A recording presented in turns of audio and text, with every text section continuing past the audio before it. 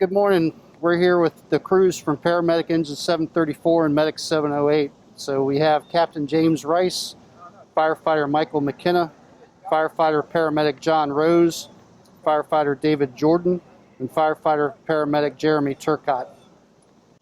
On Sunday, December 29th, 2019, Paramedic Engine 734 and Medic 708 were dispatched to a house in Montgomery Village for a patient reported to be experiencing trouble breathing. Upon arrival to the scene, the crews found the patient laying in bed. The crews immediately assessed the patient and found that he was pulseless, cyanotic, and apneic. Working together, the crew started high-performance CPR, ventilated the patient using a bag valve mask, and placed the patient on the monitor. The patient was found to be in ventricular fibrillation. The patient was immediately defibrillated at 200 joules, and the crew continued to provide CPR. At the next pulse check, the patient was found to have a strong, palpable pulse. The crews obtained the patient's vital signs, performed a 12-lead EKG, and began therapeutic hypothermia. It was at this time the patient became conscious, verbal, and combative towards the clinicians. The crews were able to calm the patient to where they could safely move him to the transport unit. En route to the hospital, the crews were able to establish an IV, consult with the hospital, and prepare an amiodarone drip.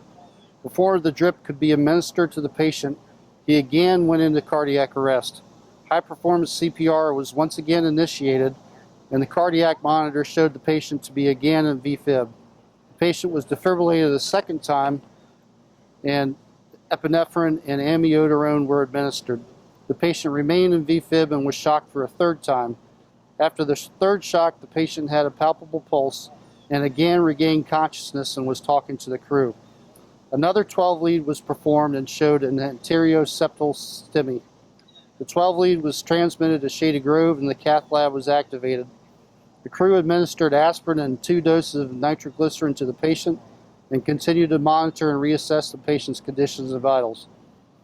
Upon arrival to the hospital, patient care was transferred to ER staff. The patient was transferred to the cath lab in under 15 minutes after arrival.